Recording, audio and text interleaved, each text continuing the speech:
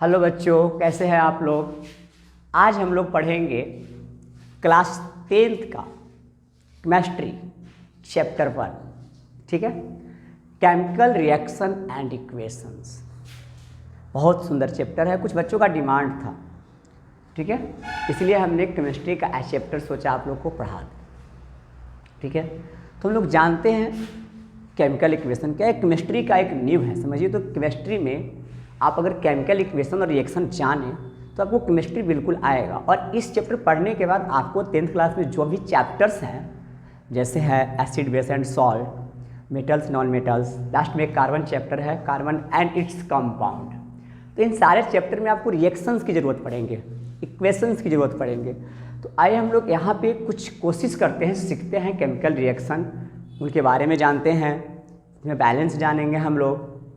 तो इन सारी चीज़ों को हम लोग सीखने की आज कोशिश करते हैं ताकि आगे जो चैप्टर्स हैं वो हमें पढ़ने में थोड़ा इजीली उसके कॉन्सेप्ट को हम आसानी से समझ पाए। ठीक है, तो हम लोग शुरू करते हैं। चलिए बिना टाइम वेस्ट किए, मैं रंजीत कुमार आप सभी को मेरे यूट्यूब चैनल फ्यूचर्स जोन में बहुत बहुत स्वागत है। आइए हम लोग स्टार्ट करते हैं। सबसे पहले केमिकल चैप्टर का नाम आपको पता ही है, क्लास 10th चैप्टर है आपका 1, chemical reaction and equation. Chemical reaction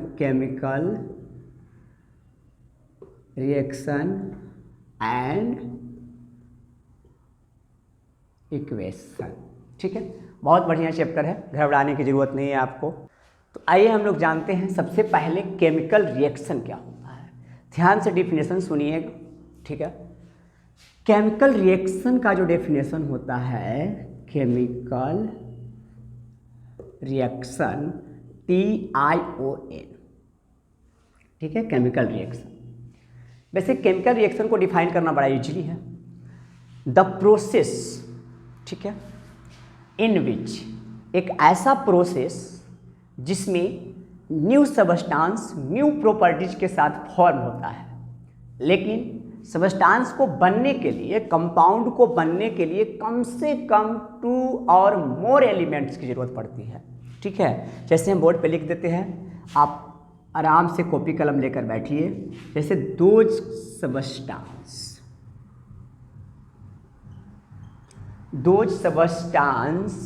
या दोज सबस्टांस से पहले लिखिए the process.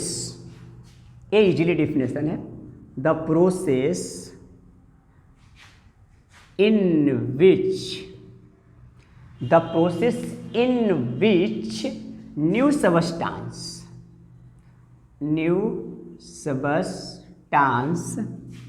with new properties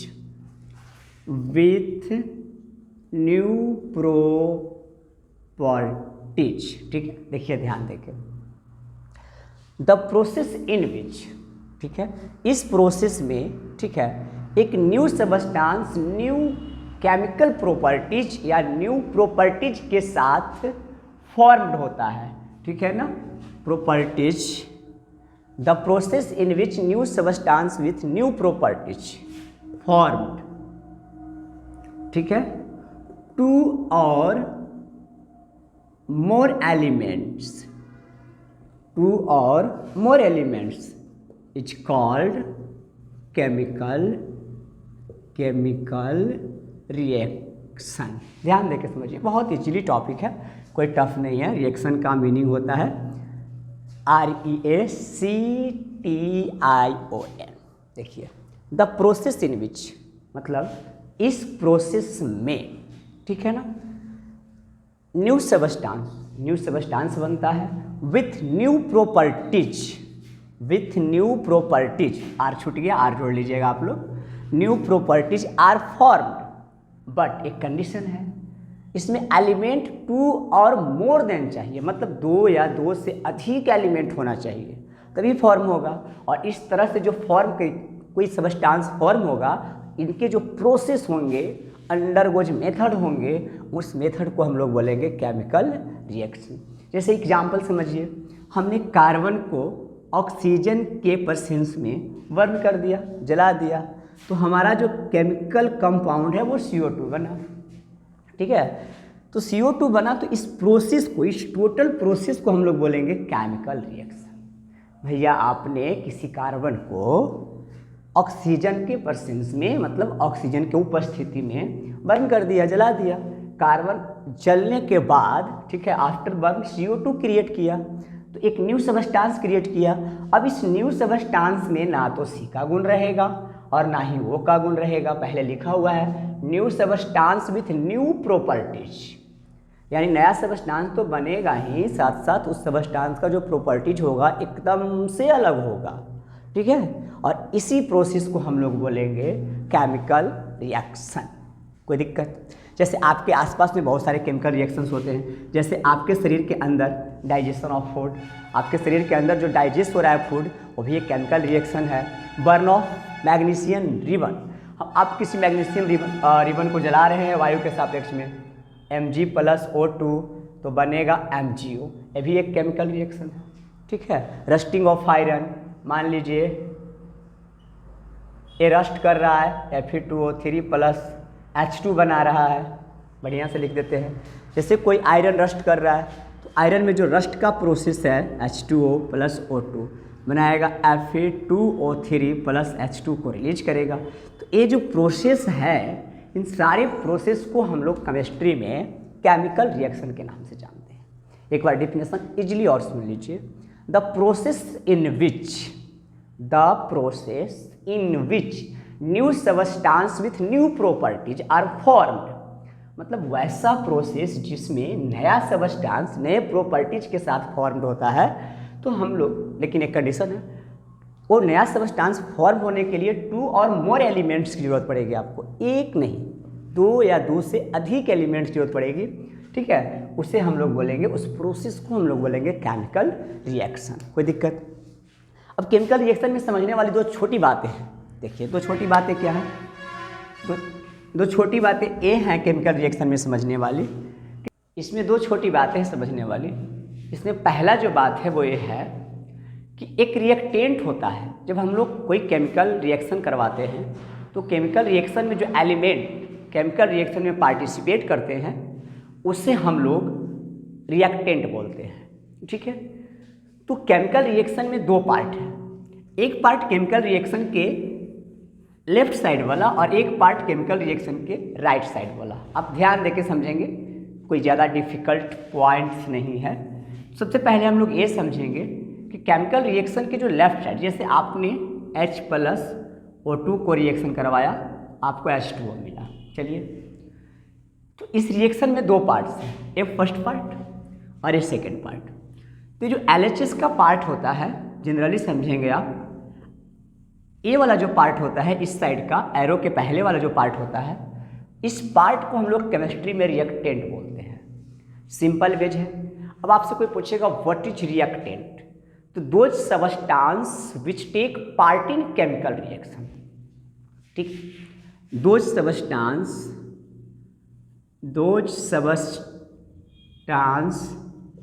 which take part in chemical reaction, या इसको ऐसे भी आप लिख सकते हैं कि the substance in which participate in chemical reaction, वैसा सबस्टांस जो केमिकल रिएक्शन में पार्टिसिपेट करता है उसे हम लोग रिएक्टेंट बोलते हैं। जनरली समझिए, हमारे H2O एक नया सबस्टांस बनाने में कौन से 2 एलिमेंट पार्टिसिपेट किया? तो भाई एक H पार्टिसिपेट किया और दूसरा O पार्टिसिपेट किया। जब H+O2 जाके कंबाइन हुआ तो आपको मिला H2O। तो जो केमिकल रिएक्शन में पार्टिसिपेट करेंगे न्यू सबस्टांस को फॉर्म करने में, बस वो पार्टिसिपेट वाले एलिमेंट को हम लोग केमिस्ट्री में रिएक्टेंट के नाम से जानेंगे, रिएक्टेंट के नाम से जानेंगे। बस जनरली आपको याद हो गया। दूसरी बात, इसमें प्रोडक्ट पढ़ना है। प्रोडक्ट क्या है, ठीक है। तो अगर आपको प्रोडक्ट का जनरली डिफिनेशन पूछा जाए, बहुत ईजी है। तो प्रोडक्ट भी एक तरह का सबस्टांस है, the substance in which formed after chemical reaction. अगर केमिकल रिएक्शन के बाद कोई हमको नया सबस्टांस फॉर्म होकर मिल रहा है तो हम उसे प्रोडक्ट बोलेंगे।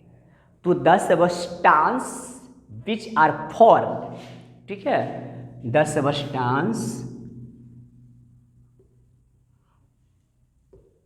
which are formed after chemical reaction, ठीक है। अगर दोनों देखिए, दोनों छोटा टॉपिक को एक बार और समझिए।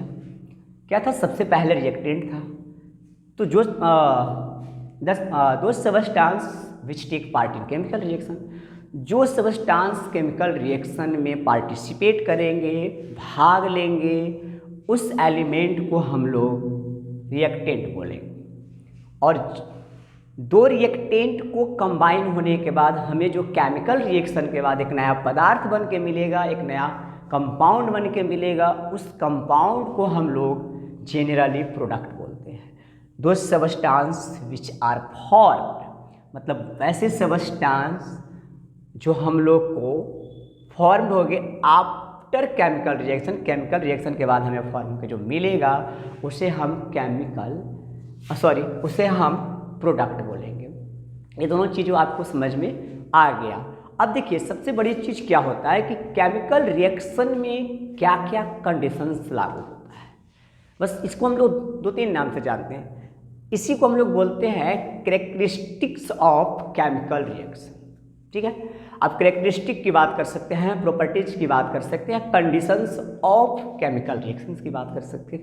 मतलब हम केमिकल रिएक्शन करवाएंगे किसी दो पार्टिकल को, ठीक है, तो पार्टिकल केमिकल रिएक्शन करने के बाद हमें क्या क्या चीज़ रिलीज करेगा, जैसे एक नया पदार्थ देगा, न्यू प्रोडक्ट देगा, न्यू प्रॉपर्टीज के साथ।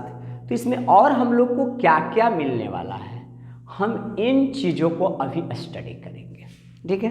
तो आप इसका नाम कैरेक्टरिस्टिक्स भी बोल सकते हैं, या फिर आप बोल सकते हैं conditions required for chemical reaction. Chemical reactions में क्या क्या चीज़ें, केमिकल रिएक्शंस के लिए क्या क्या कंडीशंस होगी, केमिकल रिएक्शंस में होने वाली कौन कौन से इवेंट होंगे। सबसे पहले इवेंट, ठीक है, चेंज इन कलर, ठीक है। दूसरा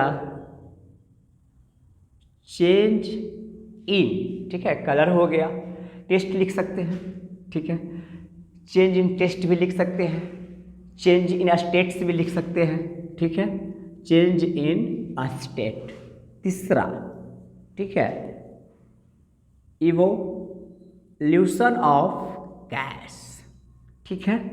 और चौथा प्रिपेयर ऑफ पीपीटी, प्रेसिपिटेट इसको बोलते हैं हम लोग, प्रेसिपिटेट, ठीक है। जैसे जनरली हमें दोनों आपको बता देते हैं, अगर किसी केमिकल रिएक्शन में एरो ऊपर की ओर दिया हुआ हो, इस तरह से दिया हुआ हो, तो आपको समझना है कि वहाँ पे इवोल्यूशन ऑफ गैस का कंडीशन है। और जहाँ कहीं पे एरो इस तरह से दिया हुआ हो केमिस्ट्री में, वहाँ पे आपको समझना है कि प्रिपेयर हो रहा है पीपीटी, यानी पीपीटी का निर्माण हो रहा है, ठीक है। जनरली आपको दो बातें समझना है। अब आप समझिए केमिकल रिएक्शंस में ये रिक्वायरमेंट्स, ये जो रिक्वायर है, ये जो कैरेक्टरिस्ट हैं उनको वो कैसे वर्क करते हैं, ठीक है। एक होता है चेंज इन टेम्परेचर, वो भी आप समझ लीजिए, चेंज इन टेम्परेचर, ठीक है। अब आप ध्यान देंगे, देखिए कलर कैसे चेंज होगा।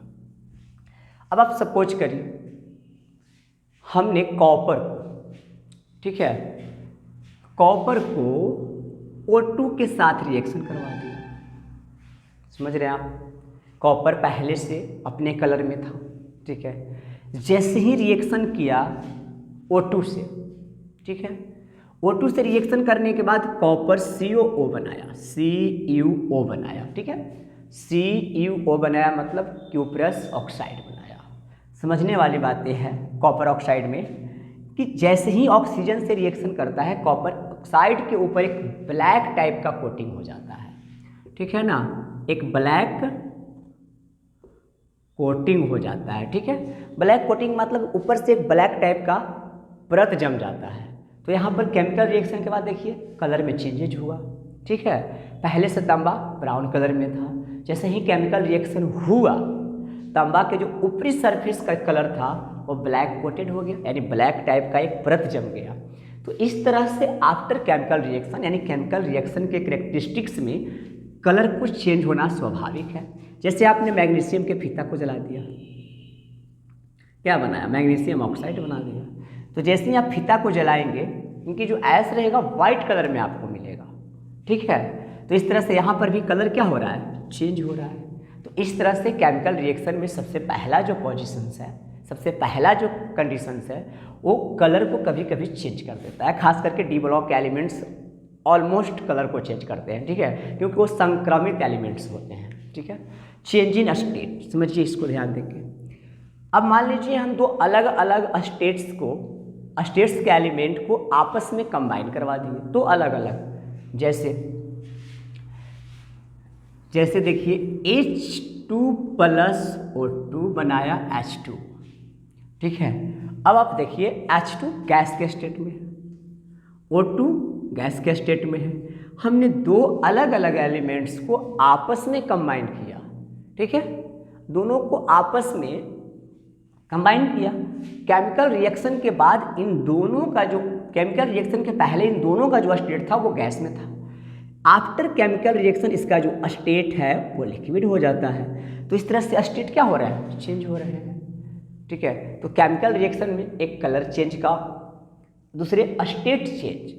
जैसे दो एलिमेंट आप Na प्लस H2O, ठीक है, इन दोनों को आपस में कंबाइन किया, इन दोनों को हम लोग केमिकल रिएक्शन में पार्टिसिपेट करवाए।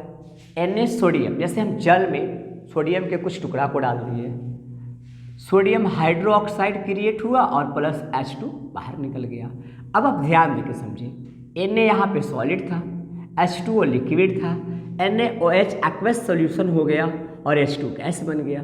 तो इस तरह से Na यानी सॉलिड को जब हम लोग लिक्विड में डालें, एक सॉलिड वाले एलिमेंट्स को सॉलिड लिक्विड कंपाउंड से जब हमने रिएक्शन करवा दिया तो हमारा जो अगला कंपाउंड मिला वो एक्वस सॉल्यूशन में मिला और एक अलग एलिमेंट्स मिला, वो आपको गैस के स्टेट में मिला। तो इस तरह से आफ्टर केमिकल रिएक्शन जो रिएक्टेंट्स के स्टेट्स होते हैं ना, वो प्रोडक्ट में जब चेंज होते हैं तो सीधे के सीधे बदल जाते हैं, ठीक है। तो इस तरह से स्टेट चेंज होते रहता है केमिकल रिएक्शन में, कोई दिक्कत तो है नहीं। तो आप समझ लीजिए स्टेट चेंज में हम लोग रिप्रेजेंट कैसे करेंगे स्टेट को। तो आप सॉलिड के लिए S लिखेंगे, ठीक है, और लिक्विड के लिए आप L लिखेंगे, ठीक है, और गैस के लिए आप G लिखेंगे, एक्वस सॉल्यूशन के लिए आप AQ लिखेंगे, एक्वस सॉल्यूशन के लिए आप AQ लिखेंगे। इस तरह से हम किसी भी केमिकल रिएक्शन के स्टेट को, ठीक है, रिएक्टेंट हो या प्रोडक्ट हो, दोनों को आराम से, ठीक है, रिप्रेजेंट कर सकते हैं, ठीक है। बहुत छोटी सी बात थी। थर्ड आइए, कोई रिएक्शन ऐसा है जिसमें गैस रिलीज होता है, इवोल्यूशन ऑफ गैस होता है, मतलब उसमें गैस जो है ना, रिएक्शन के बाद गैस जो है वो बाहर निकलता है, ठीक है। जैसे हम लोग का क्या करते हैं कि सोडियम को हाइड्रोक्लोरिक एसिड HCl के साथ रिएक्शन करवा देते हैं, सोडियम को हाइड्रोक्लोरिक एसिड HCl के साथ रिएक्शन करवा देते हैं। जैसे ही रिएक्शन होगा, मतलब आफ्टर रिएक्शन, ये जो Cl है Na के साथ, ठीक है, और प्लस H जो है ना वो बाहर निकल जाएगा। देखिए तो इस स्थिति में H जो है गैस के स्टेट में आफ्टर केमिकल रिएक्शन के बाद जो है गैस के रूप में रिलीज हो रहा है। तो बस ऐसे स्टेट्स वाले को हम लोग बोलते हैं इवोल्यूशन ऑफ गैस। ऐसे जनरली सारे एसिड को आप अगर एलिमेंट मेटल से रिएक्शन करवा देंगे तो जितना भी एसिड है सब गैस को इवोल्यूट करेगा, यानी गैस को रिलीज कर देगा, गैस को छोड़ देगा, ठीक है। तो जहाँ इस तरह के रिएक्शन दिखाई दे आपको, तो उसमें आपको लिखना है कि गैस इवोल्यूट, जैसे सोडियम था, सॉलिड था, एक्वस सॉल्यूशन था, ये आपको एक्वस सॉल्यूशन मिल गया और ये आपको गैस मिल गया। तो इसको हम लोग इवोल्यूशन ऑफ गैस स्टेट्स के नाम से जानते हैं।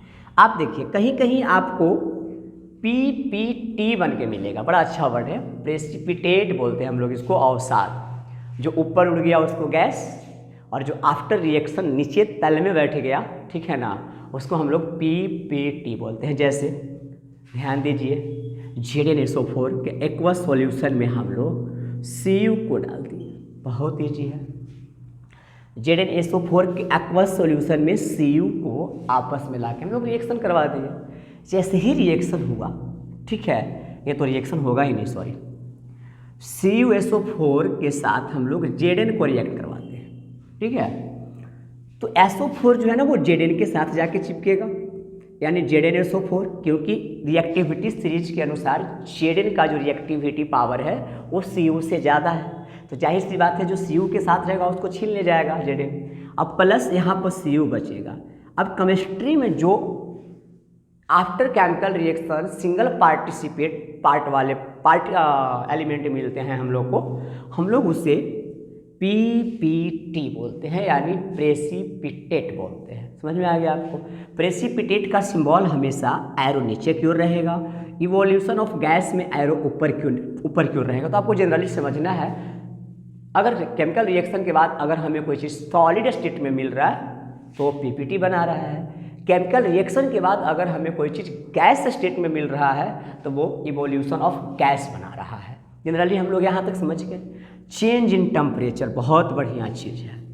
देखिए चेंज इन टेम्परेचर में क्या होगा, एक इसको तो हम लोग आगे चल के अच्छा से पढ़ेंगे, लेकिन यहाँ पे आप जान लीजिए, कभी कभी हम लोग कोई रिएक्शन करवाएंगे, कोई केमिकल रिएक्शन करवाएंगे, ठीक है, तो केमिकल रिएक्शन करवाने के लिए हो सके हम लोग को टेम्परेचर देना पड़े, ठीक है, या फिर केमिकल रिएक्शन होने के बाद हो सके हमको टेम्परेचर मिले, ठीक है। तो दोनों स्टेट में टेम्परेचर क्या करेगा, चेंज करेगा।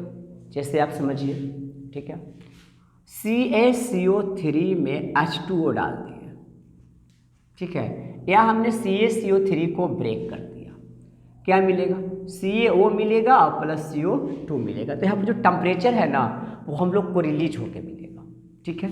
अब देखिए CaO में हम लोग H2O डाल दिए, क्या बनेगा, CaOH के होल ट्वाइस अब प्लस H2 रिलीज होगा। इसके साथ साथ हम लोग को हीट मिलेगा, समझिए बढ़िया से।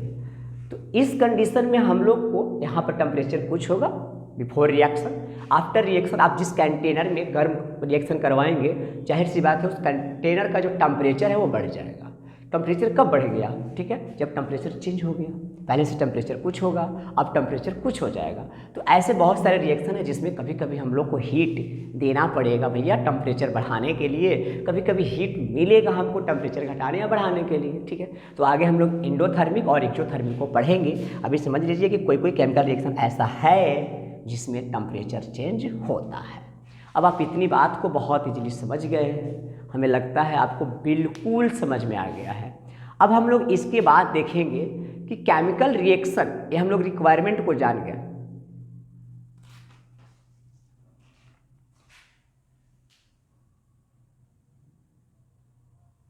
हम लोग रिक्वायरमेंट को जान गए। अब हम लोग पढ़ेंगे ना कि केमिकल रिएक्शन को रिप्रेजेंट कैसे करेंगे, ठीक है। तो केमिकल रिएक्शन को हम लोग रिप्रेजेंट दो तरीके से करते हैं। बहुत बढ़िया चीज़ है, समझिएगा ध्यान देकर, बेसिक चीज़ें हैं, ठीक है। आपको समझ में आएगा तो आगे चैप्टर्स में आपको आराम मिलेगा पढ़ने में, समझने में। तो सबसे पहले रिप्रेजेंट कैसे करते हैं हम लोग को, तो किसी भी केमिकल रिएक्शन को हम लोग दो तरह से रिप्रेजेंट करते हैं, ठीक है। एक वर्ड के माध्यम से और दूसरा केमिकल इक्वेशन के माध्यम से, ठीक है। अब वर्ड के माध्यम से हम लोग कैसे रिप्रेजेंट करेंगे, तो अब मान लीजिए हमें दो तरह के एलिमेंट्स मिले हैं, ठीक है। एक एलिमेंट्स हमें सोडियम मिले हैं, ठीक है, और एक एलिमेंट्स हमें ऑक्सीजन मिले हैं, ऑक्सीजन मिला है। दोनों मिलेगा आपस में तो बनाएगा सोडियम ऑक्साइड। इसका जो नेचर होगा सोडियम ऑक्साइड का वो बेस होगा। समझिए, नेचर आगे हम लोग पढ़ लेंगे, कोई दिक्कत नहीं है, अभी उतना ज़रूरत नहीं है यहाँ पे इसका। अब देखिए इस तरह से जो हम लोग केमिकल रिएक्शन को रिप्रेजेंट किए, ये वर्ड सिस्टम में है, लेकिन हम लोग को वर्ड सिस्टम पढ़ना नहीं है। अब क्यों नहीं पढ़ना है, क्योंकि जैसे ही हम किसी एलिमेंट का नाम वर्ड में लिख देंगे उसके साथ हम एटम, नंबर ऑफ एटम को रिप्रेजेंट नहीं कर पाएंगे, क्योंकि थोड़ा मुश्किल काम हो जाएगा। तो नंबर ऑफ एटम को रिप्रेजेंट करने के लिए हम लोग खास करके केमिकल रिएक्शन को वर्ड में नहीं इक्वेशंस में लिखते हैं। अब इक्वेशंस में लिखने के लिए क्या रिक्वायरमेंट होगी? रिक्वायरमेंट कुछ नहीं है, रिक्वायरमेंट ये है कि IUPAC के अनुसार सोडियम का जो एक संकेत है, सिंबल है, उसको लिख देंगे हम लोग, ठीक है ना, फॉर्मूला के पैटर्न पे लिख देंगे हम लोग। तो सोडियम का जो सिंबल है वो Na होता है, क्योंकि सोडियम का जो लैटिन नाम है ना वो नाइट्रियम है। Na ऑक्सीजन का O2 होता है। अब देखिए यहाँ पे हमने एटम को रिप्रेजेंट नहीं किया था और यहाँ पर हमने एटम को रिप्रेजेंट किया। यहाँ पे सुविधा नहीं थी रिप्रेजेंट करने के लिए, यहाँ पे हमको रिप्रेजेंट करना पड़ा। अब बनाएगा Na2O। देखिए यहाँ पर कोई भी डिजिट नहीं ऐड किया गया था कि सोडियम के कितने एटम्स हैं, ऑक्सीजन के कितने एटम्स हैं, क्योंकि ये वर्ड में लिखा हुआ था और ये लिखा हुआ है सिंबल के फॉर्म में। तो अगर हम किसी केमिकल रिएक्शन को वर्ड में लिखते हैं तो उसको वर्ड रिप्रेजेंटेशन बोलते हैं, और अगर हम किसी केमिकल इक्वेशंस को सिंबॉलिक या फॉर्मूला के टर्म में लिखते हैं, सिंबॉलिक देख लीजिए सिंबल है, सोडियम का सिंबल Na है, ऑक्सीजन का सिंबल Na है। तो अगर हम किसी केमिकल रिएक्शन में एलिमेंट को वर्ड में लिखते हैं तो उसे हम लोग वर्ड रिप्रेजेंटेशन बोलेंगे, कोई दिक्कत। और अगर हम किसी केमिकल फॉर्मूला को या केमिकल रिएक्शन में पार्टिसिपेट किए हुए एलिमेंट को या प्रोडक्ट के एलिमेंट को या कंपाउंड को, ठीक है, सिंबॉलिक फॉर्म में लिख देंगे, फॉर्मूला के फॉर्म में लिख देंगे, तो उसे हम लोग बोलेंगे केमिकल इक्वेशन। मिल गया। जैसे इसी तरह से आपको मिले Mg+O2, क्या बनाएगा? MgO बनाएगा। तो इस तरह से जो रिप्रेजेंटेशन है, ये जो रिप्रेजेंटेशन है इसको हम लोग इक्वेशन के फॉर्म में बोलते हैं। आपको समझ में आ गया? जनरली हम लोग वर्ड फॉर्मूला को यूज नहीं करते हैं, ठीक है ना, वर्ड फॉर्म में लिखना ठीक नहीं होगा और ना ही हमें किसी किताब में वर्ड फॉर्म में केमिकल रिएक्शंस को लिखकर दिया जाता है, क्योंकि यहाँ पर कोई एटम ऐड करने की सुविधाएं नहीं है। आपको समझ में नहीं आएगा, ठीक है, कि कौन से वैलेंसी किस पार्टिसिपेट किस कंडीशंस में भाग लिए और कितना एटम हमको क्रिएट हुआ, कितना एटम हमारा डिस्ट्रॉयड, कुछ समझ में नहीं आएगा। आप यहाँ बैलेंस नहीं कर सकते हैं बढ़िया से, ठीक है, तो फिर मास ऑफ कंजर्वेशन लॉ भी आपका फेल कर जाएगा। तो इस तरह से हम लोग केमिकल रिएक्शन को हमेशा केमिकल इक्वेशन के फॉर्म में लिखेंगे। केमिकल इक्वेशन के फॉर्म में लिखने का रूल क्या है कि आप केमिकल रिएक्शन में दिए गए एलिमेंट को सिंबल के फॉर्म में, ठीक है ना, या फॉर्मूला के फॉर्म में लिखेंगे। तो इस तरह से आपको जो इक्वेशन मिलेगा उसको हम लोग बोलेंगे केमिकल इक्वेशन। कोई दिक्कत? A chemical equation is the symbolic form of participate and product element। जो केमिकल इक्वेशन में पार्टिसिपेट एलिमेंट हो या प्रोडक्ट एलिमेंट हो, दोनों को अगर हम सिंबल के फॉर्म में यूज कर देते हैं, सिंबल के फॉर्म में लिख देते हैं, तो इस प्रोसेस को हम लोग बोलते हैं सीधा सीधा कि एक केमिकल इक्वेशन है। आपको समझ में आ गया होगा, कोई दिक्कत नहीं। जैसे एक सुंदर NCERT का एग्जाम्पल बताते हैं, H2O, ठीक है, आप फेरस को वाष्प के साथ रिएक्शन करवा दीजिए, आपको मिलेगा Fe3O4, इसका नाम है फेरोफेरिक ऑक्साइड, फेरोफेरिक ऑक्साइड, ठीक है। और प्लस इसमें से जो H2 गैस है ना वो इवोल्यूट हो जाएगा, यानी गैस का इवोल्यूशन हो गया यहाँ पे, ठीक है। अब आप देखिए ये कौन से फॉर्म में है? सॉलिड। ये कौन से फॉर्म में है? गैस। एक्वस सॉल्यूशन ये सॉलिड लिख सकते हैं और ये है गैस। तो इस तरह से हम लोग स्टेट को रिप्रेजेंट कर सकते हैं। केमिकल इक्वेशन बहुत बड़ी सुविधा देती है हम लोग को स्टेट्स को, एटम्स को रिप्रेजेंट करने में, बैलेंस करने में। तो हम इस तरह से केमिकल इक्वेशन को रिप्रेजेंट, केमिकल रिएक्शन को रिप्रेजेंट करते हैं। वो फॉर्म होता है हमारा केमिकल इक्वेशन। आपको समझ में आ गया होगा, ठीक है। अब देखिए यहाँ पे एक चीज़ और पढ़ना है, कैटेगरी ऑफ केमिकल इक्वेशन। ये जनरल चीज़ है, कैटेगरी ऑफ केमिकल इक्वेशन, ठीक है। कैटेगरी ऑफ केमिकल इक्वेशन क्या होता है भाई? क्यों पढ़ते हैं हम लोग कैटेगरी? तो हमें दो कैटेगरी में केमिकल इक्वेशन को पढ़ना होता है। पहला कैटेगरी ये है कि आपको एक अनबैलेंस इक्वेशन दिया जाएगा, और दूसरा प्रोसेस ये है कि आपको एक बैलेंस इक्वेशन मिलेगा नहीं, आपको स्केलेटल से बैलेंस करना पड़ेगा। तो इक्वेशन दो कैटेगरी में होती है, एक अनबैलेंस इक्वेशन, एक बैलेंस इक्वेशन। लेकिन हम लोग कभी भी केमिस्ट्री में इक्वेशन को अनबैलेंस नहीं छोड़ सकते हैं। आप जैसी केमिस्ट्री में इक्वेशन को अनबैलेंस छोड़ेंगे, आपके साथ एक बड़ा प्रॉब्लम होगा कि आपका जो law of conservation of mass है वो फेल कर जाएगा। तो एंटोनियो लैवोइजियर साहब का एक थ्योरी अचानक से फेल कर जाएगा तो आपको दिक्कत होगी। इसलिए हम लोग हर जगह पे, ठीक है, इक्वेशंस को लिखने के जस्ट ही बाद तुरंत उसे बैलेंस कर लेंगे, ठीक है, ताकि हमारा रूल जो है वो फेल्योर ना हो, सही रहे। तो इस तरह से हम लोग ये दो कैटेगरी में, अब जैसे मान लीजिए आपको एक इक्वेशन दिया गया है ऊपर Na+O2, एक इक्वेशन अनबैलेंस, ध्यान देके देखिए, यहाँ Na के 1 एटम है, ऑक्सीजन के 2 एटम है, इधर Na का 2 एटम और ऑक्सीजन के 1 एटम है। तो इस तरह से अनबैलेंस इक्वेशन है। अगर इसे मास ऑफ कंजर्वेशन का रूल पे लाते हैं तो ये रूल सीधा सीधा गलत हो जाएगा, यानी मास चेंज हो जाएगा। अब आप देखिए, हम इसे बैलेंस करने की कोशिश करेंगे। जैसे ही बैलेंस करेंगे, कैटेगरी जो है इक्वेशन का चेंज हो जाएगा और बैलेंस इक्वेशन बन जाएगा। जैसे यहाँ पर Na O2 है, तो O को यहाँ बैलेंस करने के लिए सबसे पहले हम लोग 2 से गुना कर देंगे। अब वो आपका 2 हो गया, Na2 पहले से था और 2 से आपने गुना किया, 4 हो गया। यहाँ Na1 है, अब इसे 4 करने के लिए आप 4 से मल्टीप्लाई करिए। तो इस तरह से हमारा इक्वेशन अब बैलेंस हो गया। तो कैटेगरी में आपको 2 तरह के इक्वेशन पढ़ने हैं। पहला इक्वेशन क्या है? पहला इक्वेशन ए है कि आपको अनबैलेंस इक्वेशंस मिलेंगे। दूसरा कैटेगरी में है कि आप उस अनबैलेंस इक्वेशन को बैलेंस करेंगे, ठीक है।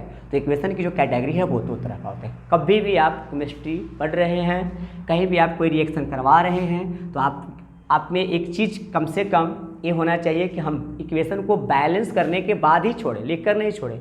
अगर आप लिखकर छोड़ देंगे नंबर नहीं मिलेगा। जैसे कोई बच्चा क्या करता है कि H+O2 H2O बना के छोड़ देता है, ये गलत है, ठीक है।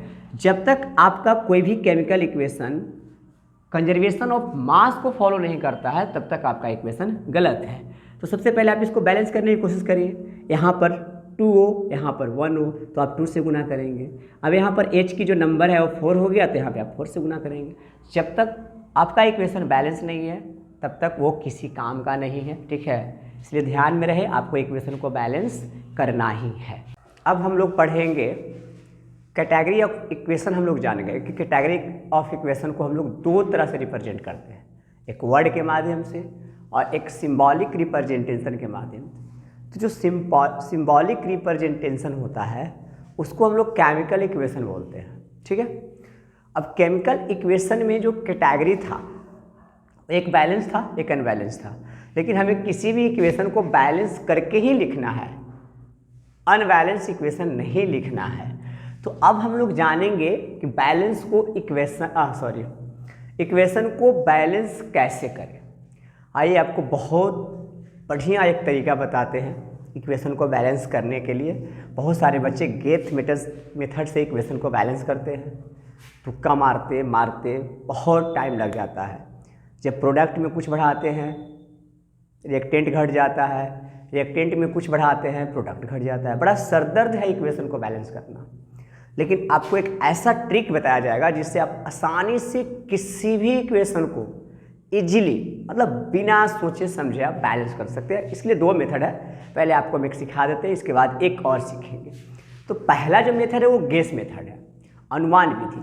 आपको अनुमान लगाना है, ठीक है। नंबर्स ऑफ एटम पहले देखना है, कौन से रिएक्शन में कितने किस एलिमेंट के नंबर ऑफ एलिमेंट हैं, इसके बाद उसे हम लोग आसानी से बैलेंस करेंगे। तो बैलेंस करने का तरीका ये है कि आपको अगर कोई इक्वेशन दिया गया है, कोई भी केमिकल इक्वेशन दिया गया है, तो सबसे पहले उस केमिकल इक्वेशन में आप मेटल को ढूंढिए, ठीक है। 1 नंबर में आप मेटल को ढूंढिए, नंबर 1 में आप सबसे पहले मेटल को ढूंढिए, ठीक है। बारी बारी से आप क्लासिफाई करेंगे कि इक्वेशन में मेटल कौन है, नॉन मेटल कौन है, ऑक्सीजन और हाइड्रोजन। इन 4 बेसिक सिस्टम पे आप पहले क्लासिफाई करेंगे। तो सबसे पहले आप मेटल देखेंगे, इसके बाद नॉन मेटल, ठीक है, और थर्ड में ऑक्सीजन और 4th में हाइड्रोजन। आप ध्यान देके देखिए इसका प्रोसेस क्या है। प्रोसेस यह है कि इक्वेशन में सबसे पहले आप अगर बैलेंस करने की सोच रहे हैं तो सबसे पहले आप मेटल को देखेंगे, और किसी भी केमिकल इक्वेशन में जो मेटल हो, आप सबसे पहले उस केमिकल इक्वेशन में मेटल को बैलेंस कर लीजिए, ठीक है। जैसे ही आपका मेटल बैलेंस हो जाता है उस इक्वेशन में, अब सेकेंड टर्म में नॉन मेटल को बैलेंस करने की कोशिश कीजिए आप, ठीक है। नॉन मेटल को बैलेंस करिए, मतलब जब मेटल बैलेंस हो जाए तो आप नॉन मेटल को बैलेंस करिए। जब नॉन मेटल बैलेंस हो जाए तो वापस मेटल को चेक करिए, इसको वापस चेक करिए मेटल बैलेंस के पोजीशन में है या बैलेंस नहीं है। अगर बैलेंस नहीं है तो वापस मेटल को बैलेंस कर लीजिए, ठीक है। अब आपका मेटल नॉन मेटल दोनों बैलेंस हो जाता है। जैसे ही मेटल और नॉन मेटल दोनों बैलेंस हो जाए, आप ऑक्सीजन को बैलेंस करिए, ऑक्सीजन को, ठीक है। जब ऑक्सीजन आपका बैलेंस हो जाए तो वापस इक्वेशन में नॉन मेटल और मेटल दोनों की बैलेंस स्थिति को चेक कर लीजिए कि नॉन मेटल और मेटल बैलेंस है या उनका बैलेंस इधर उधर हो गया है। अगर बैलेंस है तो छोड़ दीजिए, अगर नहीं बैलेंस है तो वापस ये दोनों को बैलेंस कर लीजिए, ठीक है। लास्ट टर्म में आप फिर से हाइड्रोजन को बैलेंस कीजिए, सबसे लास्ट में हाइड्रोजन को बैलेंस कीजिए आप, ठीक है। अगर आपका हाइड्रोजन बैलेंस हो जाता है तो वापस इन तीनों को चेक करिए, वो बैलेंस है, नॉन मेटल बैलेंस है, मेटल बैलेंस है। अगर है बैलेंस तो छोड़ दीजिए, और नहीं है तो एक बार फिर इन तीनों को बैलेंस करिए। तो एक बार आपको रिपीट कर देते हैं, किसी भी केमिकल इक्वेशन को बैलेंस करते समय खास बात ये ध्यान रखना है कि सबसे पहले इक्वेशन में हम मेटल को बैलेंस करें, जैसे ही मेटल बैलेंस हो जाए नॉन मेटल को बैलेंस करें, नॉन मेटल को बैलेंस करने के तुरंत बाद मेटल को वापस चेक करें वो बैलेंस है या नहीं है, नहीं है तो फिर मेटल को बैलेंस कर ले। थर्ड, ऑक्सीजन को बैलेंस करें, ऑक्सीजन को बैलेंस करने के बाद मेटल और नॉन मेटल दोनों को चेक कर ले आपकी बैलेंस है कि नहीं है, नहीं है तो फिर से वापस बैलेंस कर लीजिए। और लास्ट में आप हाइड्रोजन को बैलेंस कीजिए और देखिए हाइड्रोजन को बैलेंस करने के बाद ये तीनों बैलेंस है कि नहीं है तो वापस बैलेंस कर लेंगे। इस तरह से आप इजीली 5 से 10 सेकेंड में किसी भी केमिकल इक्वेशन को आसानी से बैलेंस कर सकते हैं। जैसे हम आपको कुछ एग्जाम्पल्स देते हैं, ठीक है। एग्जाम्पल से है कि Fe को H2O से रिएक्शन कराने पर Fe3O4 प्लस H2 इवॉल्यूट होता है, ठीक है। अब आप देखिए ध्यान दे करके, हमारा प्रोसेस ये है कि हम इक्वेशन में सबसे पहले मेटल को चेक करेंगे। इस इक्वेशन में मेटल Fe है, तो Fe के यहाँ पर मतलब रिएक्टेंट साइड में 1 एटम है और Fe के प्रोडक्ट साइड में 3 एटम्स। तो सबसे पहले हमने क्या बोला, आपको Fe बैलेंस करना है, ठीक है। Fe3 Fe1, तो इससे 3 करने के लिए आप यहाँ 3 से मल्टीप्लाई कर दीजिए, Fe आपका बैलेंस हो गया। जैसे ही मेटल बैलेंस हो जाए आपको नॉन मेटल देखना है। इस इक्वेशन में हमें नॉन मेटल दिखाई दे नहीं रहा है, नॉन मेटल नहीं है, छोड़ देंगे। ऑक्सीजन को बैलेंस करेंगे। आप ऑक्सीजन का एटम, यहाँ पर ऑक्सीजन के 1 एटम है और यहाँ पर ऑक्सीजन के 4 एटम्स हैं, तो इसे बैलेंस करने के लिए आप यहाँ 4 से गुना कर दीजिए, 4 से मल्टीप्लाई कर दीजिए, ऑक्सीजन आपका बैलेंस हो गया, ठीक है। अब लास्ट में जो टर्म बचता है वो H का बचता है, ठीक है। आपने जैसे ही 4 से यहाँ गुना किया, पहले से H के 2 एटम्स थे, आपने 4 से गुना किया 8 एटम, यानी H इधर 8 एटम और यहाँ पर H के 2 एटम है, तो आप यहाँ 4 से मल्टीप्लाई कर दीजिए। देखिए इजीली बिना परेशानी के इक्वेशन बैलेंस हो गया। तो आप इस मेथड से किसी भी इक्वेशन को आराम से बैलेंस कर सकते हैं। एक सेकेंड एग्जाम्पल हम लोग देखते हैं। Second example, Al4C3 plus H2O बनाएगा AlOH का whole thrice plus CH4। Concept का आपको याद रखना है, केमिकल इक्वेशन में सबसे पहले मेटल को देखना है। अब आप ध्यान दीजिए, केमिकल इक्वेशन में सबसे पहले जो मेटल है वो Al है। यहाँ पर Al के 4 एटम्स और यहाँ पर Al के 1 एटम, तो आप यहाँ से 4, जैसे ही Al के आ गया 4 से मल्टीप्लाई करेंगे, आपका Al जो है ना, यानी मेटल जो है आपका बैलेंस के कंडीशन में आ जाएगा। अब मेटल के बाद हम फिर नॉन मेटल को देखते हैं, ठीक है। यहाँ पर ध्यान दीजिए, नॉन मेटल कार्बन के 3 एटम और यहाँ पर कार्बन के 1 एटम, आप यहाँ 3 से गुना कर दीजिए, नॉन मेटल आपका बैलेंस हो चुका है। जैसे ही नॉन मेटल बैलेंस हो जाए, एक बार मेटल को वापस चेक करना है। मेटल 4 था, यहाँ भी 4 है, ठीक है। अब आइए आप ऑक्सीजन में। ऑक्सीजन यहाँ पर देखिए, पहले से 3 ऑक्सीजन था, आपने 4 से गुना किया, total number of oxygen atom 12 हो गया, और यहाँ पर 1 एटम है, तो आपको O को बैलेंस करने के लिए H के आगे, ठीक है, मतलब यहाँ पे 12 से गुना करना होगा। ठीक है, हमने 12 से गुना कर दिया। अब टोटल O का नंबर ऑफ एटम जो है वो 12 हो गया। अब लास्ट में H की बारी आती है, लेकिन O को बैलेंस करने के बाद एक बार हमें तीनों को देखना होता है। देख लेते हैं, L के 4 एटम्स, L के 4 एटम्स, ठीक है, C3 है, यहाँ भी C3 है, बैलेंस O भी है। अब H की बारी आती है, हम टोटल H के एटम को काउंट करते हैं। देखिए H यहाँ पे पहले से 2 था, आपने 12 से मल्टीप्लाई कर दिया, H टोटल 24 एटम्स हो गया H का। ठीक है, अब यहाँ पर देखिए H 4 से गुना किया हुआ है, 3 एटम पहले से था 12 और 4 3 12 और 12 24 एटम H के भी हो गए। तो इस तरह से इजली आप किसी भी इक्वेशन को एकदम बढ़िया से बैलेंस कर सकते हैं, कोई दिक्कत नहीं होगा।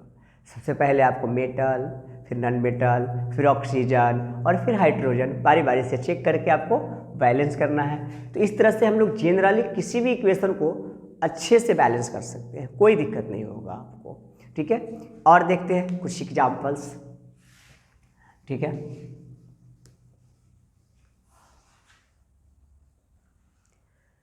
जैसे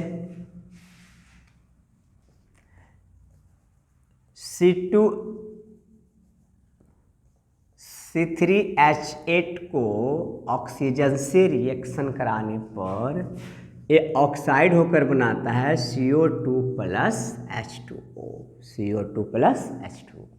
ठीक है, यहाँ पे एक खास बात ध्यान रखना है आपको। क्या ध्यान रखना है, इसमें थोड़ा सा चेंजेज करिएगा। जहाँ आपको ऑर्गेनिक कंपाउंड दिखाई दे, हालांकि पहले वाले बेस रूल भी ठीक ठाक है, उसमें भी दिक्कत आपको नहीं होगा, लेकिन थोड़ा सा चेंज क्या करिएगा, चेंज ये करना है कि ऑर्गेनिक कंपाउंड को जहाँ आप ऑक्सीजन से रिएक्शन कराएंगे वहाँ थोड़ा सा ध्यान रखना है कि पहले आप O के बदले H को बैलेंस करें। ध्यान में रखना है, वो कोई बैलेंस करिएगा तो दिक्कत नहीं है, लेकिन O से पहले आप H को बैलेंस करने की कोशिश करें तो आपका जो इक्वेशन है एकदम सुटेबल बैलेंस होगा, कोई दिक्कत नहीं होगी, परेशानी आएगी ही नहीं।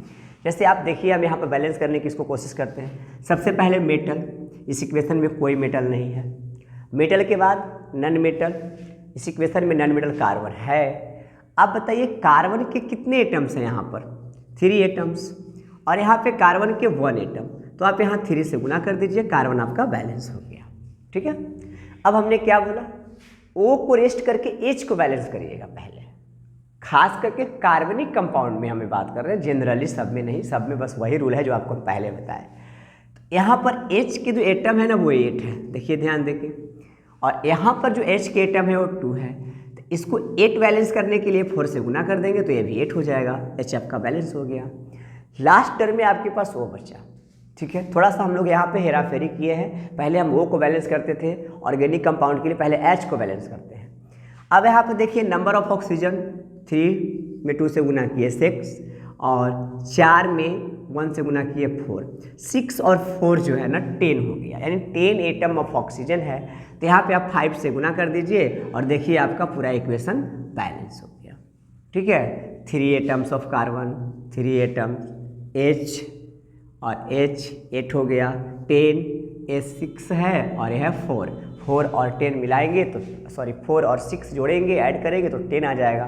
तो इस तरह से आप किसी भी इक्वेशन को इजली, मतलब बिना परेशानी के बैलेंस कर सकते हैं। ठीक है, कोई दिक्कत नहीं है। एक और इक्वेशन देख लें, C2H6 प्लस O2। जनरली किसी भी ऑर्गेनिक कंपाउंड को अगर आप ऑक्साइड कर देते हैं, ऑक्सीजन से रिएक्शन कराते हैं, तो CO2 प्लस H2 वही बनाएगा। देख लीजिए, बनाया, कोई दिक्कत नहीं है, ऑर्गेनिक कंपाउंड है। हमने आपको ये रूल सिखाया था कि पहले O को नहीं H को बैलेंस करिएगा, तो आप पहले यहाँ H ही को बैलेंस करिएगा, O को नहीं बैलेंस करिएगा। ठीक है, तो सबसे पहले हम लोग क्या देखते हैं कि यहाँ पर C2 है और यहाँ पर C1 है, तो आप इसे बैलेंस करने के लिए यहाँ 2 से गुना कर दीजिए, आपका C बैलेंस हो गया। मेटल तो इसमें है नहीं, डायरेक्ट नॉन मेटल से हमने स्टार्ट किया। इसके बाद H, यहाँ पर H जो है ना 6 एटम्स है, यहाँ पर H के 2 एटम्स है, आप यहाँ 3 से गुना करेंगे 6 एटम हो जाएगा, H आपका बैलेंस हो गया। O बच गया, यहाँ पे ओ काउंट करते हैं। देखिए ओ के यहाँ पे 4 एटम और यहाँ पर 3 एटम, 4 और 3 जो है 7 एटम हो गया। यहाँ पे 2 एटम पहले से है, बहुत अच्छी बात है, आप समझेंगे थोड़ा ध्यान देके। यहाँ पर ऑक्सीजन के 2 एटम पहले से है और हमें 7 लाना है, क्योंकि इधर 7 ऑक्सीजन है। तो हम क्या करेंगे कि 7/2 से गुना कर देंगे। ठीक है, कोई दिक्कत नहीं, ऐसा होता है। आप सोच रहे होंगे कि सर ऐसा नहीं होता है, तो होता है ऐसा, कोई दिक्कत नहीं है। हम 7/2 से गुना कर देंगे। अब इस 2 को हटाने के लिए ऐसा अगर कहीं भी आपको इक्वेशन दिखाई दे, ठीक है ना, इन फ्रैक्शन टर्म में, तो जो डोमिनेटर का वैल्यू होगा ना उससे आप इक्वेशन में गुना कर देंगे, आपका डोमिनेटर अपने आप कट जाएगा।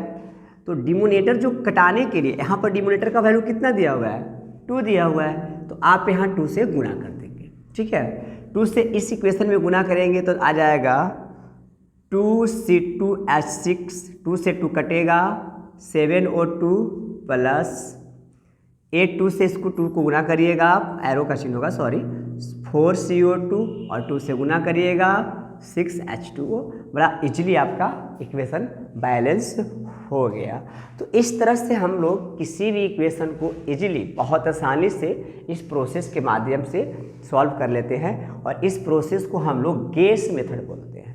घबरा नहीं आपको, कोई इक्वेशन ऐसा है जो आपको तंग करेगा, इस मेथड से बैलेंस नहीं होगा, तो उसके लिए कोई दिक्कत नहीं है। आप इसके लिए एक और हम आपको अभी तुरंत, ठीक है ना, एक प्रोसेस बता देते हैं, एक मेथड बता देते हैं जिससे आप इजीली इक्वेशन को बैलेंस कर सकते हैं। ठीक है, जैसे आप देखिए एक प्रोसेस ये है कि अगर कहीं कहीं ये मेथड आपसे या कहीं कहीं ये मेथड आपके लिए फेल कर जाएगा, फेल तो नहीं करेगा, लेकिन फिर भी आपको अगर लगता है कि कहीं कहीं ये मेथड आपका फेल कर जाए, तो इसके लिए एक और मेथड है। मेथड ये है कि किसी भी केमिकल इक्वेशन में जितने टर्म्स होंगे, रिएक्टेंट और प्रोडक्ट के, आप उसे काउंट करेंगे, ध्यानपूर्वक सुनेंगे। ठीक है, number of term in chemical reaction, आप सबसे पहले केमिकल रिएक्शन में जो टर्म्स होगा उसे आप काउंट करेंगे।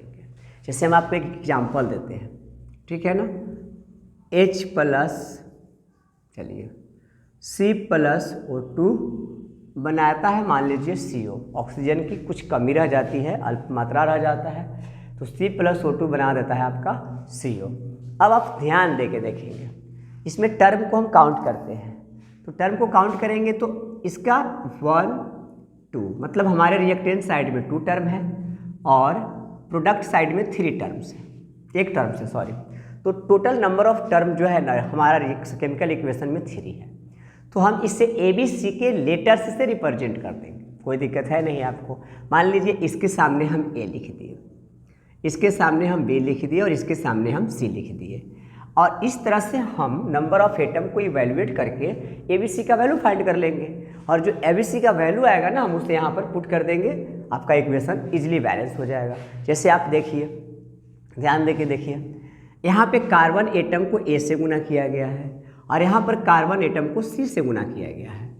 यहाँ पर ऑक्सीजन एटम को B से गुना किया गया है और यहाँ पर ऑक्सीजन एटम को C से गुना किया गया है। कुछ नहीं, पहले हम कार्बन एटम को इवेल्युएट करते हैं। देखिए कार्बन एटम को, तो यहाँ पे कार्बन A से गुना किया गया है, ठीक है ना, कार्बन को A से गुना किया गया है और कार्बन के 1 एटम है, और यहाँ पे कार्बन को C से गुना किया गया और कार्बन के 1 एटम है। तो आप जनरली समझिए A बराबर C हो गया। ठीक है, अब हम ऑक्सीजन को इवेल्युएट करेंगे। यहाँ पे ऑक्सीजन के 2 एटम है, B से गुना किया गया है तो 2B हो जाएगा, और यहाँ पे ऑक्सीजन के 1 एटम है और C से मल्टीप्लाई किया गया है तो C हो जाएगा। आप एक ऐसे मतलब वेरिएबल्स के वैल्यू को पुट करेंगे जिससे आपको लगे कि हमारा इक्वेशन के बाकी जो वैल्यूज है ना वो इजीली मिल जाए। ठीक है, तो आप मान लीजिए यहाँ पर C है और यहाँ पर भी C है, तो हम अपने मन से लेट C को 1 मान लेते हैं। आप किसी को मान सकते हैं, जरूरी नहीं है कि हम C को माने, आप A मान सकते हैं, आप B मान सकते हैं, आपको जहाँ से अच्छा लगे, सहूलियत आपको जहाँ से इक्वेशन फाइंड करने में हो।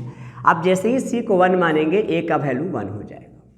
ठीक है, अब C 1 है, यहाँ पर 1 रखेंगे, मतलब 2B बराबर 1, तो B बराबर हो जाएगा 1/2। देखिए ए, बी और सी का वैल्यू हमें इजीली मिल गया, बहुत आसानी से मिल गया। अब देखिए ए की जगह पर 1 है तो हम यहाँ पर 1 लिखा नहीं जाता है, सिर्फ रिप्रेजेंट करते हैं हम लोग 1। अच्छा, बी के जगह पे हाफ है तो आप यहाँ हाफ लिख दें, कोई दिक्कत नहीं है। सी की जगह पे 1 है तो आप यहाँ पर 1 लिख दीजिए, कोई दिक्कत नहीं है। चलिए यहाँ भी 1 लिख देते हैं आपको समझाने के लिए। हमने जस्ट 2-4 मिनट पहले क्या बोला कि अगर आपको केमिकल इक्वेशन बैलेंस करते समय कोई फ्रैक्शन के फॉर्म में वैल्यू आ जाता है तो आप उसके डिनोमिनेटर को हटाने के लिए, ठीक है ना, आप डिनोमिनेटर के डिजिट से मल्टीप्लाई कर देंगे, आपका डिनोमिनेटर कट जाएगा। हमारा यहाँ पे जो वैल्यू मिला है वो हाफ मिला है तो हम इसे कटाने के लिए 2 से गुना कर देंगे। अब आप इस इक्वेशन में 2 से गुना कीजिए तो 2c हो जाएगा, प्लस 2 से 2 कट जाएगा तो बच जाएगा O2, और आपका इसमें 2 से गुना होगा तो बनेगा 2CO। आप देखिए, ध्यान देके आपका इक्वेशन जो है ना बैलेंस हो गया है। 2c O2 इजीली, बहुत इजी। तो आपको सबसे पहले केमिकल इक्वेशन के टर्म्स को काउंट कर लेने हैं। टर्म्स के आगे काउंट के अरेंजमेंट से, ठीक है ना, ABCD के लेटर्स को ऐड कर देने हैं और फिर बारी बारी से एटम को इवैल्यूएट करके ABC जो भी वैल्यू रहेगा उसको आप फाइंड कर लेना है, और फाइंड करने के बाद जो ABC का वैल्यू आएगा वहाँ पर पुट कर देंगे। पुट करने के बाद आपको इस तरह से इक्वेशन बैलेंस मिल जाएगा। जैसे एक बहुत सिंपल इक्वेशन तो नहीं कर सकते हैं, लेकिन एक इक्वेशन है जिसे हम आपको बैलेंस करके दिखाते हैं। जैसे मान लीजिए अमोनिया को CH3 NH3 + Cl2 after reaction ये बनाता है NH4Cl + N2।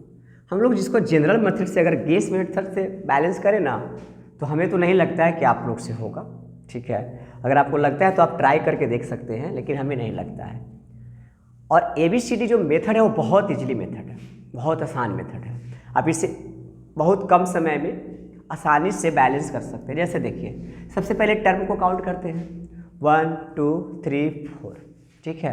काउंट करने के बाद हर टर्म के आगे ABCD का जो लेटर है उसको हम पुट कर देते हैं। यहाँ पर C लिख देते हैं और यहाँ पर D लिख देते हैं, हो गया, ठीक है। अब आप नंबर ऑफ एटम जो है ना हर एक एलिमेंट का बारी बारी से कंपेयर करके इवेल्युएट करेंगे। सबसे पहले हम N का करते हैं। यहाँ पर देखिए N को A के साथ मल्टीप्लाई किया गया और N का 1 एटम है। यहाँ पर N को C और D दोनों के साथ किया गया है, ठीक है। यहाँ पर C के साथ 1 एटम और D के साथ 2 एटम। तो हम N को अगर कंपेयर करेंगे तो यहाँ पर लिखेंगे A = C + 2D। देख लीजिए, N के सामने 1 एटम है, N के सामने C एटम है और N के सामने D का दुगना एटम है, हो गया। अब H है तो H को करिए। अब बताइए H को जैसे ही हम लोग कंपेयर करेंगे, यहाँ पर H A के साथ मल्टीप्लाई किया गया और 3 एटम है तो 3A हो जाएगा, बराबर यहाँ पर H 4 है और C के साथ किया गया है तो 4C हो जाएगा। और लास्ट में हमारे पास बचेगा Cl। हम Cl को भी कंपेयर कर लेते हैं। यहाँ पर Cl के 2 एटम को 20 से गुना किया गया है तो 2 भी हो जाएगा, और यहाँ पर Cl के 1 एटम को C से गुना किया गया है वो तो C हो जाएगा। कोई दिक्कत नहीं है, बहुत ईजी है। आप थोड़ा ध्यान देंगे तो समझ में आ जाएगा। हमने आपको क्या सिखाया था, किसी एक वेरिएबल के वैल्यू को आपको खुद से पुट करना है। अब देखिए C इसमें भी है, C इसमें भी है, C इसमें भी है, इजीली हम C के वैल्यू को 1 मान लेते हैं, ठीक है। तो लेट C = 1 हो गया। जैसे ही C = 1 होगा, देखिए C = 1 होगा तो यहाँ पर लिखा हुआ है 2B = C। आप C = 1 मानेंगे तो B = हाफ हो जाएगा, B मिल गया, ठीक है। अब आप यहाँ C का वैल्यू 1 रखेंगे, 3A × 4 × 1 तो 3A = 4 और A = 4/3 मिल जाएगा आपको। देखिए C मिला, B मिल गया, A मिल गया। अब लास्ट में हमें D चाहिए, D यहाँ से निकाल लेंगे हम लोग। अब हमें A का वैल्यू पता है, देखिए 4/3 है। इक्वेशन है आपका A = C + 2D। तो A का वैल्यू हमें पता है 4/3, C का 1 और 2D। इसको इधर लाइए, 4/3 - 1 = 2D। यहाँ पर फाइंड कर लेते हैं। LCM 3 आएगा, 4 - 3 = 2D, 1/3 बराबर हो जाएगा 2D। अच्छा, D = 1/3 × 1/2 हो जाएगा, तो हम लिख सकते हैं D = 1/6 आ जाएगा। अब ABCD के जो वैल्यू आए आप उसे पुट कर दीजिए उनके सामने, बहुत इजली आपका काम हो गया। ए का वैल्यू देखिए 4/3 है, ए की जगह पे लिख देंगे 4/3, ठीक है। अब बताइए बी का वैल्यू 1/2 है, हम यहाँ पर 1/2 लिख देंगे, ठीक है। देखिए सी का वैल्यू 1 था, 1 नहीं लिखते हैं, और डी का वैल्यू 1/6 था, हम यहाँ पर 1/6 लिख देते हैं। चलिए हो गया। हमने आपको क्या सिखाया था, आपका जो डिनोमिनेटर होगा, ठीक है, मैक्सिमम वैल्यू वाला, आप उससे इक्वेशन में मल्टीप्लाई कर देंगे। तो यहाँ पर इक्वेशन में सबसे जो मोस्ट यानी कि सबसे अधिक वैल्यू का डिनोमिनेटर जो है ना वो 6 है, तो इस इक्वेशन में आप 6 से मल्टीप्लाई कर देंगे, ठीक है। हम मल्टीप्लाई करके इक्वेशन को ऊपर लिखते हैं। जैसे ही आप ए वाले इक्वेशन में 6 से मल्टीप्लाई करेंगे तो देखिए एक 2 से कट जाएगा 6, और 2 ऊपर चले जाएगा, तो 4 को 2 से गुना करिएगा तो 8NH3 आ जाएगा, प्लस ए हाफ से इससे काटिएगा तो 3 हो जाएगा, तो 3Cl2 हो जाएगा, ठीक है। एरो का चिन्ह है, एरो का चिन्ह दे दीजिए। 6 से इससे गुना कीजिएगा तो ये 6 ही रह जाएगा, 6NH4Cl, और ये 6 से 6 कट जाएगा तो बचेगा आपका N2। आप देखिए बैलेंस है 8N, 6 + 2 8N हो गया, 8 में 3 से मल्टीप्लाई कीजिए 24 हो गया, 24H, और देखिए आप यहाँ पर 4 है NH4, यानी कि 4H को 6 से मल्टीप्लाई कीजिएगा 24 हो जाएगा। आप Cl को देख लीजिए 26, और यहाँ पर Cl 26, इक्वेशन आपका बैलेंस हो चुका। तो इस तरह से हम लोग ABCD के माध्यम से किसी भी इक्वेशन को इजीली बैलेंस कर सकते हैं। जैसे एक एग्जांपल और आप देख लीजिए, ठीक है, तो थोड़ा आपको समझ में आ जाएगा। जैसे एग्जांपल ए है NH3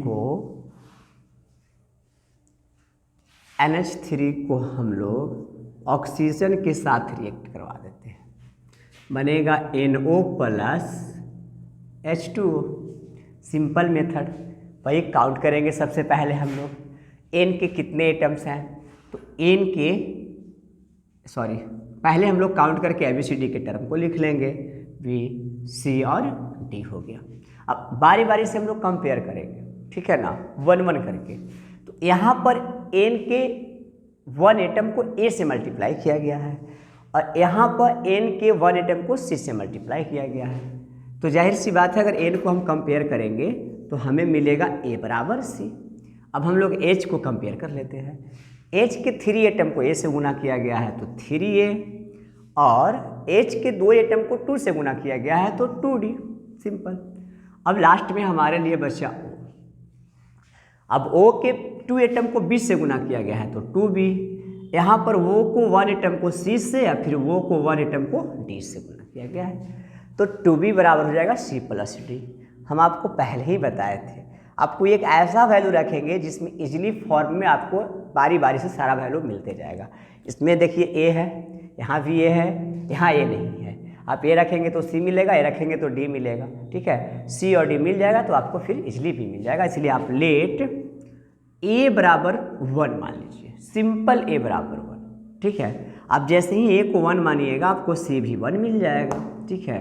और आप 3A = 2D लिखे हैं तो 3 × 1 = 2D, यानी D = 3/2 मिल जाएगा। आपको A, D, C मिल गया। अब B देख लीजिए, 2B बराबर है C + D, तो 2B बराबर, देखिए C का वैल्यू आपने 1 माना, 1 हो गया। D का वैल्यू 3/2 आया। एक 1.5 है और एक 1 है, तो 1.5 में 1 जोड़िएगा तो 2.5 हो जाएगा, 2.5 का मतलब 5/2 हो जाएगा, ठीक है। अब आप बताइए 5/2 B निकालना है, A 2 नीचे चला जाएगा तो B बराबर हो जाएगा 5/4। सारा वैल्यू हमें मिल गया। अब हम क्या करेंगे कि ABC के सामने उसका वैल्यू लिख देंगे, चलिए, ठीक है। तो A है, A का वैल्यू कितना आया है 1, यहाँ पर हम 1 लिख देंगे। चलिए B, तो B का वैल्यू आया 5/4, हम यहाँ पर 5/4 लिख देंगे। C का वैल्यू 1 है, कुछ नहीं यहाँ रहने देंगे। D का वैल्यू 3/2 है, यहाँ पर 3/2 ऐड कर देंगे। अब आप समझिए हमारा मैक्सिमम डिनोमिनेटर कितना है, 4 है, तो हम 4 से क्या करेंगे, इस इक्वेशन में मल्टीप्लाई कर देंगे, क्योंकि हमें फ्रैक्शन के फॉर्म में बैलेंस इक्वेशन नहीं चाहिए, हमें होल नंबर के फॉर्म में चाहिए। मतलब इसका जो रेशियो हो ना एक होल नंबर हो, ठीक है। अब आप विचार करिए 4 से गुना करिएगा NH3 वाले पार्ट को, तो 4NH3 हो जाएगा, प्लस 4 से 4 कट जाएगा, 5O2 बचेगा, कंप्लीटेड। 4 से NO को गुना करिएगा तो आपका पार्ट हो जाएगा 4NO, और प्लस ये 4 से 2 कटेगा 2 टाइम में, ठीक है, और 2 ऊपर बचेगा, तो 2 से आप 3 को गुना करिएगा तो आएगा 6H2। एक बार चेक कर लेते हैं बैलेंस है कि नहीं। 4N, ठीक है, 4N बैलेंस है आपका। H12 है बैलेंस है आपका। H10 है, सॉरी O10 है, 4O और 6O 10O है। तो इजीली किसी भी इक्वेशन को आप इस मेथड से बहुत ही बढ़िया से बैलेंस कर सकते हैं। हमें नहीं लगता है कि अब आपको परेशानी होगा, फिर भी एक और एग्जाम्पल NCERT का बेहतर एग्जाम्पल आपको बता देते हैं इस मेथड से, ठीक है, क्योंकि वो हम गेस मेथड से भी आपको बता दिए हैं, और आप सिंपल मेथड से भी देख लीजिए। सिंपल मेथड से देखिए कि आपने फेरस को वेपर फॉर्म में वाटर रहता है, जैसे ही रिएक्शन करवाया आपको मिला Fe3O4 प्लस H2O, थोड़ा बढ़ा दे दीजिए, ठीक है। अब आप इससे सबसे पहले प्रोसेस का एक एग्जाम्पल लास्ट है, आप सुनिए बढ़िया से। सबसे पहले इसमें हम टर्म को काउंट करेंगे 1 2 3 4, और ABCD के लेटर को इसके आगे हम ऐसे लिख देंगे, C और D हो गया, ठीक है। अब हम बारी बारी से हर एक एलिमेंट के एटम को कंपेयर करते हैं। सबसे पहले Fe को करते हैं। Fe का 1 एटम A से गुना किया हुआ है तो A हो जाएगा, और Fe का 3 एटम C से गुना किया हुआ है तो A बराबर 3C हो जाएगा। इसके बाद H है, H को कंपेयर करते हैं। H का 2 एटम B से गुना किया गया है 2B हो जाएगा, और यहाँ पर H का 2 एटम D से गुना किया गया है तो 2D हो जाएगा, कोई दिक्कत नहीं। चलिए, इसके बाद O बच गया आपका। O का 1 एटम को B से गुना किया गया है, B हो जाएगा। यहाँ पर O के 4 एटम को C से गुना किया गया तो 4C हो जाएगा। आराम से समझिए, कोई दिक्कत नहीं है, ठीक है। अब आप देखिए, ध्यान देके, एक C है 2 में, यहाँ भी C है और यहाँ भी C है, ठीक है। B निकलेगा, आपका D निकल जाएगा। तो हम क्या करते हैं कि लेट C बराबर 1 मान लेते हैं, ठीक है। जैसे ही आप C बराबर 1 मानिएगा तो A बराबर 3C है, यानी A बराबर 3 × 1, A बराबर 3 मिल जाएगा आपको। देखिए C और A मिल गया। अब आप देखिए B बराबर 4C लिखा हुआ है, ठीक है। तो B बराबर जैसे ही 4C लिखा हुआ है तो आप C का वैल्यू कितना माने हैं 1, तो B बराबर जाएगा 4 × 1, यानी B बराबर 4, ये भी आपको मिल गया। अब एक टर्म बचा 2B बराबर 2D, यानी 2B बराबर 2D है तो B बराबर D भी लिख सकते हैं। अब आप देखिए 2 × 4 अब बराबर 2D, 2 से 2 क्या हो गया, कट गया, और D बराबर आपका 4 बचा। अब आप सारे वैल्यूज को उनके सामने पुट कर दीजिए, इक्वेशन आपका बैलेंस A 3 लिख दीजिए, B 4 लिख दीजिए, C कहाँ गया, C 1 छोड़ दीजिए, D 4 लिख दीजिए, और देखिए चेक करके आपका इक्वेशन पूरी तरह से बैलेंस है। तो इस तरह से हम लोग इन 2 मेथड के माध्यम से क्लास 10th के बच्चे किसी भी इक्वेशन को एकदम इजीली, मतलब बिना टेंशन के, ठीक है ना, आराम से सॉल्व कर सकते हैं। हमें नहीं लगता है कि अब आपको इसमें कोई दिक्कत होगा।